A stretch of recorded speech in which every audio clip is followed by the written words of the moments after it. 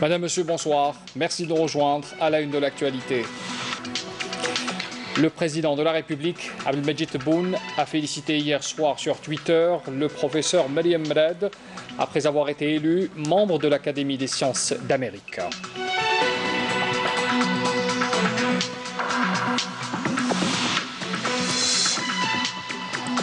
Le dispositif du confinement partiel à domicile face à la pandémie du Covid-19 ainsi que l'ensemble des mesures préventives qui l'accompagnent ont été reconduits pour une période supplémentaire de 15 jours, soit jusqu'au 29 mai. Le Premier ministre en a fait la déclaration aujourd'hui à Oran.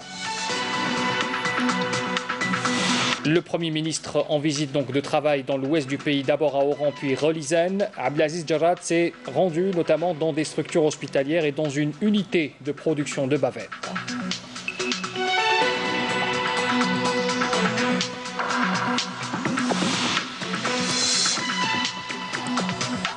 Le dernier bilan de la Covid-19 en Algérie, 176 cas confirmés, 157 cas guéris et 8 décès ont été enregistrés durant les dernières 24 heures.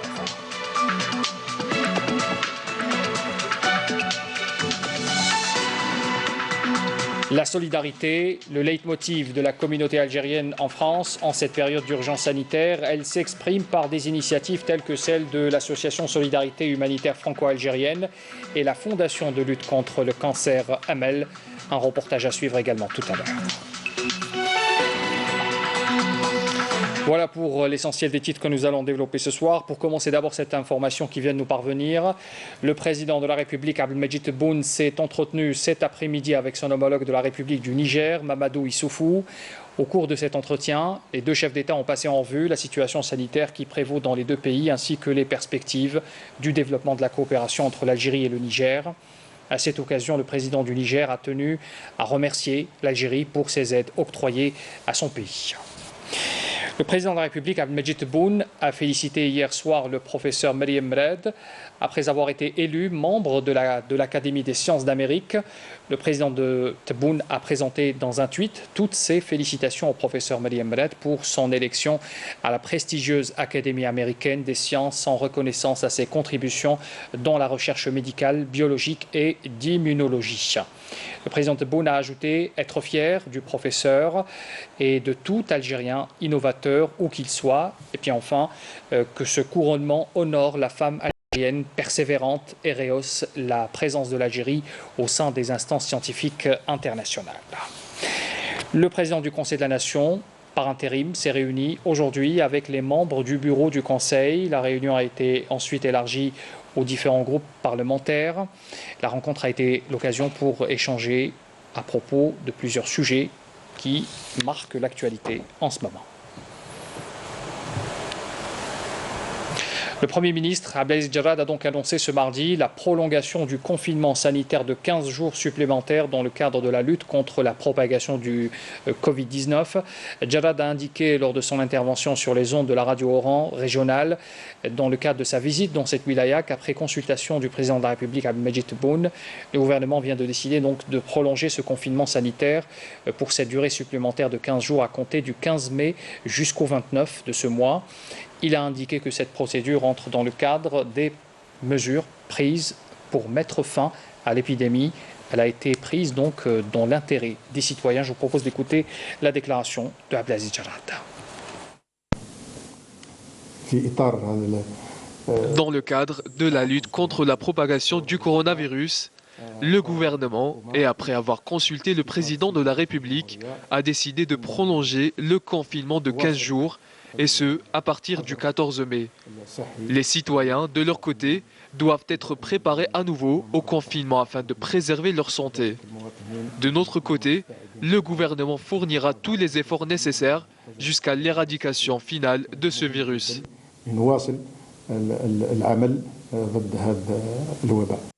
Le Premier ministre a donc entamé sa visite dans l'ouest du pays, à Oran, El Bahia. Le Premier ministre donc s'est rendu d'abord à l'établissement hospitalo-universitaire du 1er novembre 1954, désigné comme centre de la prise en charge des cas de Covid-19 à Oran. Abdelaziz Jarrad a suivi un exposé sur la situation épidémique dans la capitale de l'Ouest, ainsi que les mesures préventives prises contre sa propagation et les conditions de prise en charge des cas confirmés. Abdelmadjid Mankassi. Après avoir suivi un exposé de la situation sanitaire due au coronavirus dans la wilaya d'Oran, au centre hospitalo-universitaire 1er novembre, le Premier ministre a dans une allocution mis en valeur le travail accompli par le personnel médical dans la lutte contre le Covid-19, avant de dire qu'il est important de tirer les conclusions qui s'imposent de cette crise en vue de la relance du secteur de la santé. Il faut prendre exemple sur nos expériences et sur les différentes crises qu'on a traversées. Si on veut réformer notre système de santé, le système de l'éducation nationale ou celui de l'économie, surtout après avoir suivi les deux exposés de haut niveau présentés ici et qui reviennent sur la revalorisation de notre système de santé, il en ressort qu'il faut absolument s'appuyer sur les ressources humaines, sur les compétences nationales, qu'elles soient ici ou à l'étranger, sans oublier les capacités à s'organiser et à gérer ces secteurs, à savoir le politique, l'économique, le sanitaire ou encore le secteur de l'éducation nationale. Donc tous les pays qui se sont développés sont arrivés à un niveau appréciable dans la gestion de leur crise. Ils n'ont pas réussi uniquement grâce aux moyens matériels et financiers dont ils disposent, mais également grâce à leur système éducatif et sanitaire très développé. Donc si on veut aspirer à un avenir meilleur, il faut absolument s'appuyer sur ces deux axes essentiels au développement de notre pays. Ensuite, et en présence du Premier ministre, des passeports culturels et des lots de livres ont été remis au personnel médical par la ministre de la Culture. Après avoir rencontré donc le corps médical au niveau de l'établissement hospitalier d'Oran, à qui il a rendu hommage, le Premier ministre a appelé les Algériens à respecter des mesures préventives comme la nécessité de porter le masque, qui est un élément nécessaire. Abdelaziz Jarrad s'est rendu par la suite au nouveau stade de la ville pour s'enquérir de l'avancement des travaux. Abdelmajid Bakassi. Au cours de sa rencontre avec le personnel médical à l'hôpital d'Oran, le Premier ministre Abdelaziz Jarrad a relevé les grands efforts fournis par les personnels de la santé à travers le territoire national dans sa lutte contre le Covid-19, tout en mettant en avant la réussite de la stratégie nationale mise en place pour contrer la crise sanitaire du coronavirus. Nous enregistrons avec satisfaction les énormes efforts que vous êtes en train d'accomplir. Nous sommes très confiants quant à la prise en charge sanitaire. Grâce à vous tous, le travail est très satisfaisant sur l'ensemble des structures de la santé du pays. L'État a mis à votre disposition tous les moyens humains, matériels, financiers, en plus du soutien moral dans la lutte contre le coronavirus. La coordination entre tous nous a permis d'éviter certaines situations que certains prédisaient, surtout certains observateurs à l'étranger qui croyaient que l'Algérie n'allait pas s'en sortir. Vous leur avez donné la réponse sur le terrain. Le Premier ministre a exhorté à l'occasion l'ensemble des citoyens à poursuivre le port du masque de protection jusqu'à la fin de cette crise sanitaire pour vaincre le coronavirus. Abdelaziz Jarrad estime à ce sujet que c'est une affaire de responsabilité individuelle et collective.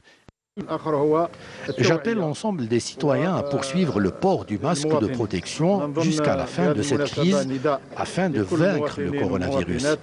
C'est un problème très sérieux. Beaucoup de personnes ont perdu la vie et d'autres sont à l'hôpital à cause de ce virus. Ajoutez à cela l'énorme travail du corps médical. Les personnes âgées doivent rester chez elles. C'est une affaire de responsabilité individuelle et collective. Il appartient à l'ensemble des citoyens de respecter les mesures préventives pour se protéger et protéger leurs familles. L'État va fournir 7 millions de masques de protection par semaine. D'ailleurs, je vais visiter une usine qui fabrique ces masques. Il faut aussi compter avec les petites unités qui sont présentes à l'échelle nationale. Il faut porter sa bavette comme si on portait sa ceinture de sécurité jusqu'à la fin de la crise. Abdelaziz Jarrad s'est ensuite rendu sur le chantier du nouveau stade olympique de 40 000 places d'Oran et dont les travaux sont achevés à 90%.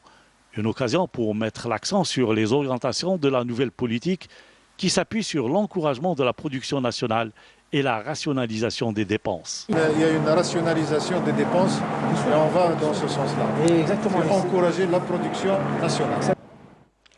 Le Premier ministre Abdelaziz Jarrad a poursuivi sa visite dans l'ouest du pays, s'est dirigé vers la wilaya de Relizane, exactement au complexe intégré des métiers de textile, Tayal, dans la zone industrielle de Sidi Khattab, entrée en production il y a 2 années.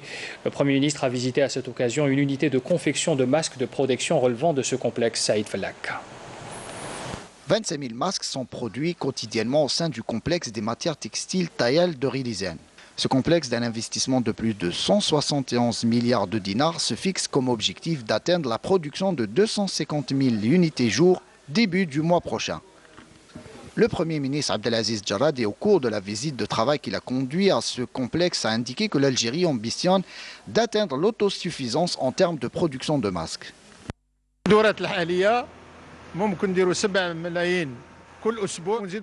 Avec les capacités actuelles, nous pouvons produire 7 millions de masques chaque semaine, et plus si nécessaire, et ce, au niveau de toutes les usines qui se trouvent sur le territoire national. La production est en hausse.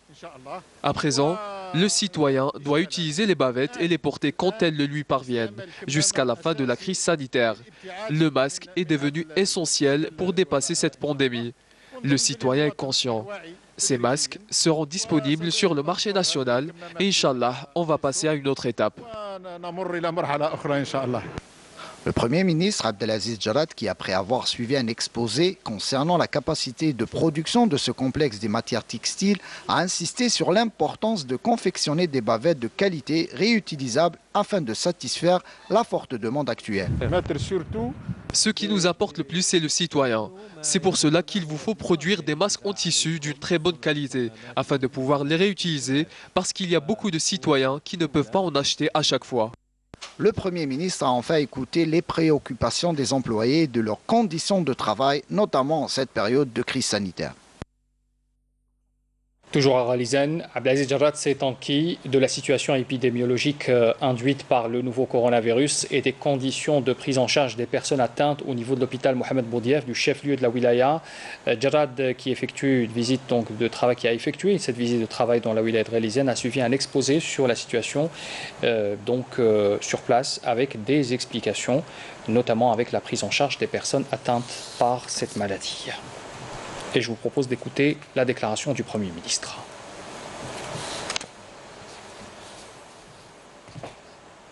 أحيي في هذه المناسبة كذلك أعوان الدولة في الإدارات المحلية، السيد الوالي، السيدات والسادة أعضاء السلك الأمني بكل شرائحهم، وأحيي كذلك المواطنين الذين يلتزمون بالانضباط والحفاظ على أنفسهم. نداء أخوي، نداء محبة لكل المواطنين والمواطنات: حذاري، حافظوا على أنفسكم، حافظوا على أخوانكم وأخواتكم في كل مكان. أريد كذلك أن أبلغ لكم تحية أخوية وتحية عرفان وتقدير من طرف السيد رئيس الجمهورية عبد المجيد تبون. Le dernier bilan du coronavirus rendu public tout à l'heure, comme à l'accoutumée, par le porte-parole du comité scientifique de suivi de l'évolution de la pandémie, de cette maladie, donc de la Covid-19. Je vous propose d'écouter la déclaration de son porte-parole, le docteur Jamal Fourar. En Algérie, pour les principaux indicateurs des 24 dernières heures, 16 nouveaux cas, 157 patients guéris, 22 patients en soins intensifs et 8 nouveaux décès. Dans le détail, avec les 176 nouveaux cas confirmés, le total cumulé des cas est de 6067, répartis à travers 48 wilayas. Au cours des 24 dernières heures, 23 wilayas n'ont pas déclaré de cas, 19 wilayas ont déclaré entre 1 et 5 cas et 6 wilayas ont déclaré plus de 5 cas. Les wilayas d'Alger, Oran, Sétif et Constantine ont enregistré le plus de cas. 56% des cas sont des personnes actives âgées de 25 à 60 ans. Concernant les décès, les 8 nouveaux décès enregistrés ont été 2 à Batna, 1 à Blida, Bouagui, Msila, Djelfa, Mascara et El Bayod. Le nombre de cas cumulés, de décès cumulés est de 515. 66,4% des patients décédés sont âgés de 65 ans et plus. 9 876 patients ont bénéficié du traitement dans le cadre du protocole thérapeutique, dont 4 178 cas confirmés au laboratoire et 5 698 cas à l'imagerie médicale. Le nombre total de malades guéris qui ont quitté les établissements hospitaliers est de 2 998, dont 157 au cours des 24 dernières heures. Il est enfin à noter que 22 patients sont actuellement hospitalisés en soins intensifs. En conclusion, la prolongation du confinement est une décision nécessaire en l'étape actuelle de la situation épidémiologique. Le soutien des citoyens aux efforts de l'État pour faire face à cette épidémie est un devoir national et moral pour garantir la protection de la santé et la sécurité du pays. N'oubliez surtout pas de protéger dans votre entourage les personnes âgées et celles ayant une maladie chronique. Merci de votre attention. La solidarité, le leitmotiv de la communauté algérienne en France en cette période d'urgence sanitaire, elle s'exprime par des initiatives telles que celles d'associations, notamment l'association de solidarité humanitaire franco-algérienne et la fondation de lutte contre le cancer Amel Algérie, qui assure une permanence médicale, juridique et administrative depuis le 2 avril dernier. 85 patients ont été pris en charge. Ava Belouchet, notre correspondante à Paris. C'est un patient particulier qui entre dans cette pharmacie située dans le Val d'Oise en Ile-de-France. Atteint d'une pathologie lourde et sans moyens, c'est Chazil Athman qui se porte garant de ses frais médicaux au titre de l'association Solidarité Humanitaire franco-algérienne qu'il préside. Dans son siège, 300 dossiers de patients algériens atteints de différents types de cancers bénéficient d'un suivi personnalisé. Des patients qui arrivent désappointés et démunis face à la machine administrative française. C'est comme une famille de substitution parce qu'à force de parler avec de les aider, de les orienter, de les accompagner, que ce soit à la préfecture, à l'hôpital, à l'assurance maladie, ça crée quand même un lien. Depuis notre arrivée, ils n'ont pas cessé de nous accompagner. Je les remercie infiniment. Mais depuis l'annonce du confinement en France, cette association a élargi son activité en assurant du soutien aux Algériens malades du cancer, se retrouvant otages des restrictions imposées par la lutte contre la Covid-19. Une assistance médicale, administrative et juridique, d'autant plus que les ordonnances portant sur les mesures administratives de présence sur le territoire français ne font pas cas des titulaires d'un visa court séjour. Donc certaines préfectures prolongent. Mais cette prolongation, elle relève vraiment du pouvoir discrétionnaire des préfectures. L'élan de solidarité de cette association va au-delà de l'action qu'elle mène en France. Une grande partie de nos activités est considérée comme des actions de solidarité en collaboration avec le secrétaire d'État chargé des sports d'élite. Plus de 20 familles de sportifs ont été affectées par le coronavirus, ont bénéficié de ces dons, mais aussi une contribution financière sera au profit de l'État pour combattre la Covid-19.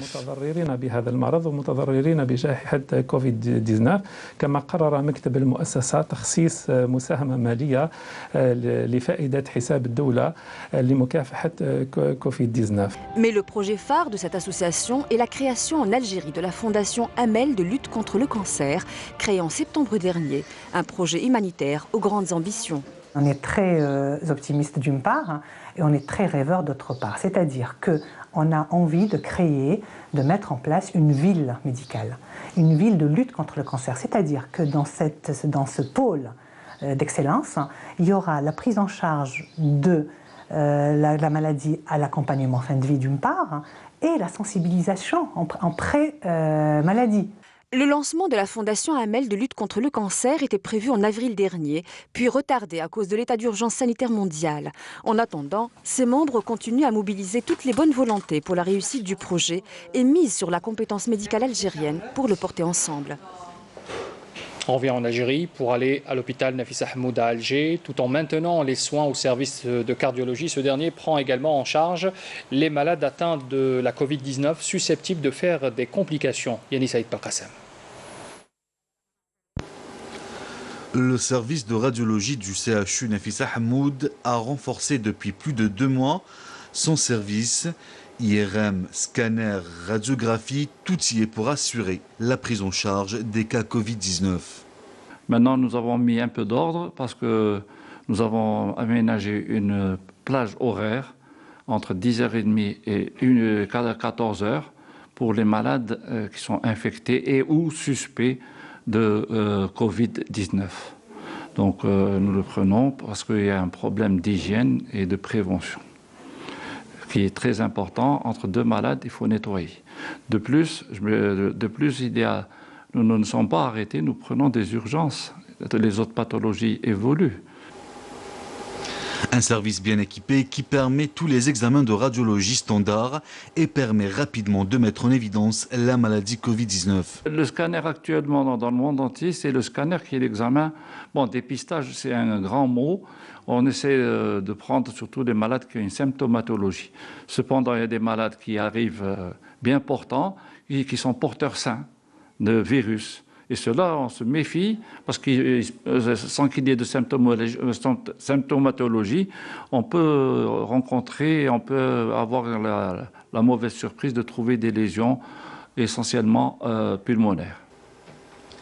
Et pour assurer la sécurité des soignants, le port du masque camisole a été généralisé afin d'assurer la continuité des activités de l'hôpital. Dans le cadre de la lutte antiterroriste et lors d'une opération de ratissage et de fouille dans la commune de Zeddine, wilaya de Ain Defla, un détachement de l'armée nationale populaire a abattu aujourd'hui un terroriste et saisi un pistolet mitrailleur de type Kalachnikov avec crosse pliante et une paire de jumelles, 2 chargeurs de munitions et 3 téléphones portables, précise un communiqué du ministère de la Défense nationale. Alors, il s'agit du dénommé Serbah Ahmed, dit Aboul Abbas, né en 1973 dans la commune de Bni Bouateb, wilaya de Chlef. Le dit criminel avait rallié les groupes terroristes en 1997 et était le responsable du groupe terroriste activant dans le Warsenis, entre la wilaya de Chlef, Ain Defla, Tissemsilt et Médéa. Cette opération, toujours en cours, vient renforcer la dynamique de résultats positifs réalisés par les unités de l'ANP et des notes de leur permanente veille et disponibilité à travers le pays pour faire face à toute tentative visant à porter atteinte et à sa sécurité et aussi à la stabilité de l'Algérie, souligne encore le communiqué du MDN. Un autre communiqué du MDN nous est parvenu également ce soir qui nous renseigne sur une quantité importante de kifs traités s'élevant à plus de 5 quintaux chargés à bord d'un véhicule tout-terrain. Elle a été interceptée ce mardi par un détachement combiné de l'armée nationale populaire dans la localité frontalière de Bni Ounif. C'est ce qu'indique donc également un communiqué du ministère de la Défense nationale. Puis dans le même contexte, un détachement combiné de l'ANP a arrêté à Bourj Bouaririj 2 narcotrafiquants à bord d'un véhicule touristique chargé de 19,5 kg de kifs traités, tandis que des éléments de la gendarmerie nationale ont saisi en coordination avec les services de la Sûreté nationale à Relizène et Mascara plus de 15,5 kg de la même substance détenue par 2 narcotrafiquants. Par ailleurs, des détachements de l'ANP ont intercepté à Bourj Beji Mokhtar et Ingezam un contrebandier et saisi 2 véhicules tout-terrain chargés de 1,5 tonne de denrées alimentaires ainsi que divers équipements d'orpaillage, alors que 8 immigrants clandestins de différentes nationalités ont été appréhendés à Inamenas. Une information sport pour vous dire que Mustafa Barraf démissionne de son poste de président du comité olympique algérien. Le bureau exécutif du COA a annoncé ce mardi avoir entériné cette démission et la désignation du premier vice-président Mohamed Merija à la tête de l'instance à titre intérimaire. Retour chez nous, cap sur El Biad pour revivre l'histoire d'une autre partie de cette région qui regorge des gravures rupestres témoignant de l'occupation par l'homme préhistorique de ce vaste territoire de l'ouest du pays. Exemple ce soir, le fameux bélier de Boualem, considéré par les archéologues avisés comme étant la meilleure gravure rupestre au monde. Alors s'agit-il d'une gravure de maître? Rahim Abdelaziz nous invite à apprécier de très près cette gravure, cette œuvre d'art qu'accompagne un gynanthrope. Tout près du versant nord de Jbel Touelt Mekna, la station rupestre de Boualem illustre la portée civilisationnelle de cette partie du sud-ouest de l'Algérie, et ce, depuis au moins les périodes néolithiques.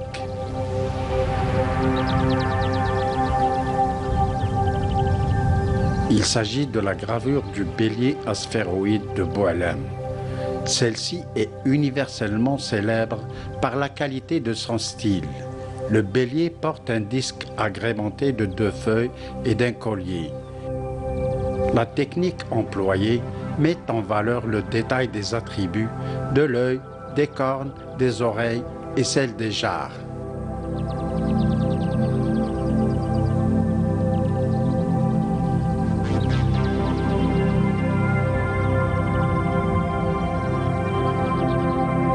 Le Le bélier est associé à un homme portant un carquois ou un bouclier.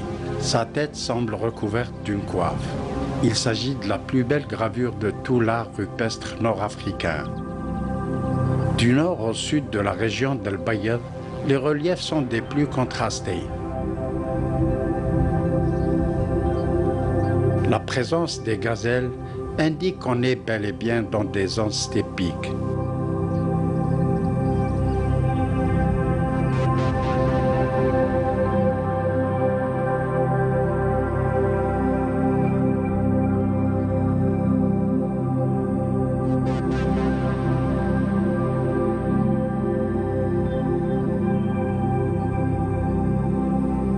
Là-bas, les nomades sont les mieux indiqués pour localiser les stations rupestres jusque-là méconnues.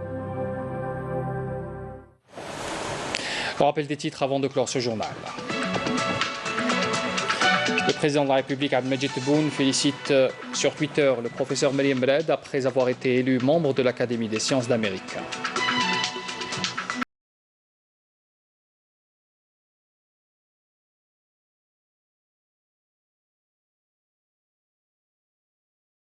Confinement partiel à domicile face à la pandémie du Covid-19 ainsi que l'ensemble des mesures préventives qui l'accompagnent ont été reconduits pour une période supplémentaire de 15 jours, soit jusqu'au 29 mai. Déclaration du Premier ministre aujourd'hui à partir d'Oran.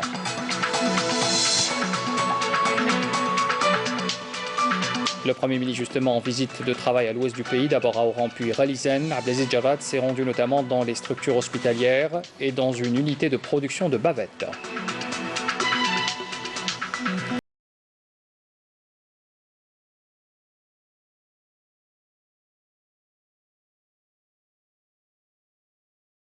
De la Covid-19 en Algérie, 176 cas confirmés, 150 cas guéris et 8 décès ont été enregistrés durant les dernières 24 heures.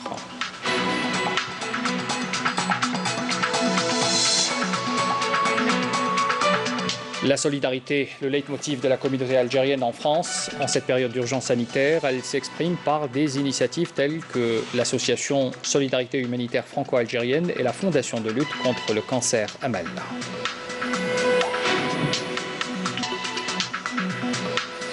C'est la fin de ce journal. Merci d'avoir suivi. Les adresses pour les replays et l'info continue s'affichent en bas de votre écran. Très bonne soirée à tous.